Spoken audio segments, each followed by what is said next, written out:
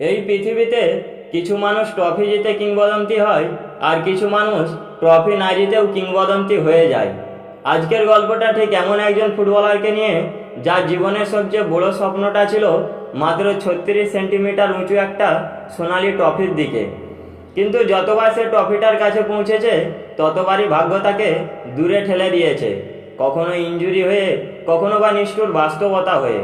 Football তাকে খ্যাতি, অর্থ, সম্মান সবই দিয়েছে, বিশ্বের সবচেয়ে বড় বড় স্টেডিয়ামের ভালোবাসা দিয়েছে, কিন্তু তার হৃদয়ের সবচেয়ে বড় স্বপ্নটা দেয়নি।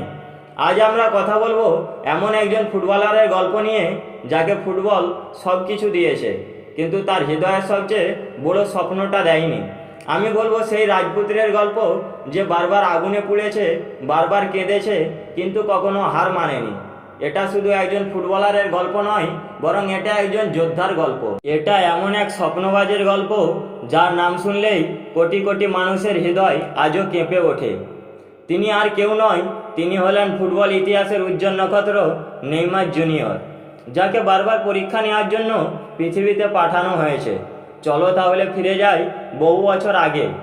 1992 সালের 5ই জানুয়ারি ব্রাজিলের এক সাধারণ পরিবারে জন্ম নেয় নেইমার জুনিয়র।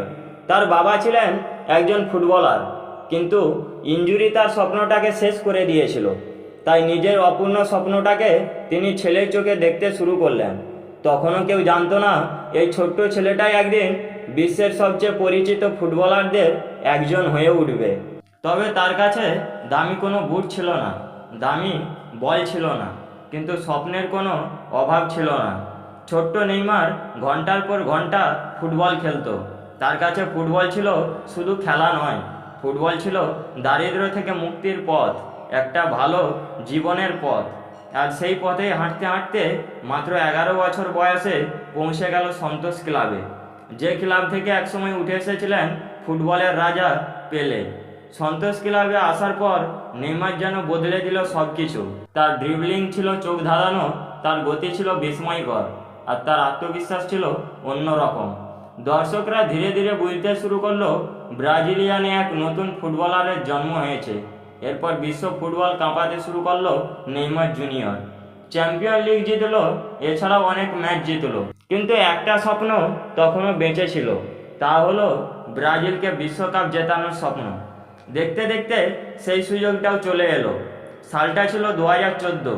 ব্রাজিলের আকাশে তখন শুধু একটাই নাম, তা হলো নেইমার। 20 কোটিরও বেশি মানুষের স্বপ্ন যেন জমা ছিল 22 বছরের এক তরুণের দুই পায়ে, আর সেই তরুণও যেন আগুন হয়ে উঠেছিল। প্রতিটা ডিবলিং, প্রতিটা গোল, প্রতিটা ক্ষণে যেন মনে হচ্ছিল হয়তো এবার ব্রাজিলের হারানো সিংহাসন ফিরে আসবে। কিন্তু জীবন কখনো কখনো সবচেয়ে সুন্দর গল্পের মাঝখানে নিষ্ঠুর একটা পৃষ্ঠা খুলে বসে। কলম্বিয়ার বিপক্ষে সেই কোয়ার্টার ফাইনালের একটি আঘাত যেন ভেঙে চুরমার করে দিল পুরো জাতির স্বপ্ন। একটি ফাউলের জন্য 2014 সালের বিশ্বকাপে পরাজয় হলো নেইমার।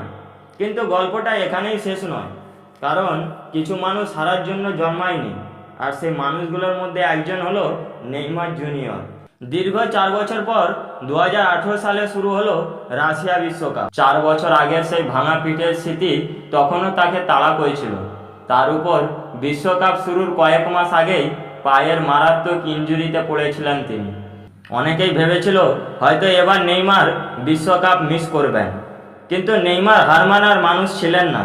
অসংখ্য ঘন্টার থেরাপি, অসংখ্য ব্যথা, নিদ্রাহীন রাত, সব কিছু সহ্য করে তিনি আবার ফিরলেন ব্রাজিলের জার্সিতে।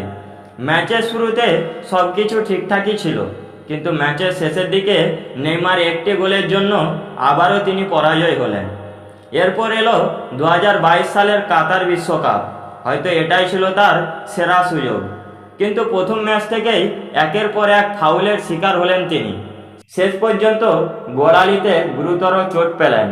ম্যাচের শেষে ড্রেসিং রুমে বসে কান্না করছিল নেইমার, কারণ তিনি জানতেন হয়তো আবারও স্বপ্নটা হাতছাড়া হতে যাচ্ছে। গ্রুপ পর্বের বাকি ম্যাচগুলো মাঠের বাইরে বসেই দেখতে হলো তাকে। দিন রাত চিকিৎসা চলতে লাগলো, সব কিছুর মধ্য দিয়েই যেন তার একটাই লক্ষ্য ছিল আবারও মাঠে ফেরা। অবশেষে নকআউটে ফিরলেন তিনি, আর কোয়ার্টার ফাইনালের সামনে এলো ক্রোয়েশিয়া। 90 মিনিট কেটে গেল, কোনো গোল নেই। অবশেষে নেইমার একটি গোল করলেন। পুরো স্টেডিয়াম বিস্ফোরিত হলো আনন্দে। অবশেষে মনে হচ্ছিল ভাগ্য তার দিকে হাসছে। কিন্তু মাত্র কিছুক্ষণ পরে ক্রোয়েশিয়াও একটি গোল ফিরিয়ে আনলো। ম্যাচ চলে গেল পেনাল্টিতে। নেইমার দাঁড়িয়েছিলেন পঞ্চম শট নেওয়ার জন্য। হয়তো তিনি ভেবেছিলেন শেষের গোলটা তিনিই করবেন, কিন্তু তার আগেই ব্রাজিলের খেলোয়াড় পেনাল্টি মিস করে বসলো। আর এখানেই শেষ হয়ে গেল ব্রাজিলের বিশ্বকাপের যাত্রা। যে স্বপ্নের জন্য তিনি শৈশব থেকে লড়াই করে এসেছেন, যে স্বপ্নের জন্য অসংখ্য ইনজুরি সহ্য করেছেন, যে স্বপ্নের জন্য বারবার উঠে দাঁড়িয়েছেন, কিন্তু ভাগ্য আবারও তাকে খালি হাতে ফিরিয়ে দিল। আর সেদিন পৃথিবী দেখেছিল একজন সুপারস্টারকে নয়, একজন ভেঙে পড়া মানুষকে। যে মানুষটা শুধু একবার বিশ্বকাপের ট্রফিটা ছুঁতে চেয়েছিল। জানি না নেইমারের হাতে বিশ্বকাপের ট্রফি উঠবে কিনা, কিন্তু একটা বিষয় নিশ্চিত, যেদিন ফুটবলের ইতিহাস লেখা হবে সেদিন একটা নাম অবশ্যই লেখা হবে, একজন হার না মানা যোদ্ধার নাম, আর তা হলো নেইমার জুনিয়র। ভিডিও ভালো লাগলে একটি লাইক করুন এবং শেয়ার করুন আপনার ফুটবল প্রিয় বন্ধুদের সাথে। আর কমেন্টে জানান আপনি কোন দলকে সাপোর্ট করেন। তো দেখা হচ্ছে পরবর্তী ভিডিওতে।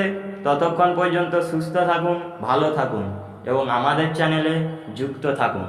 ধন্যবাদ।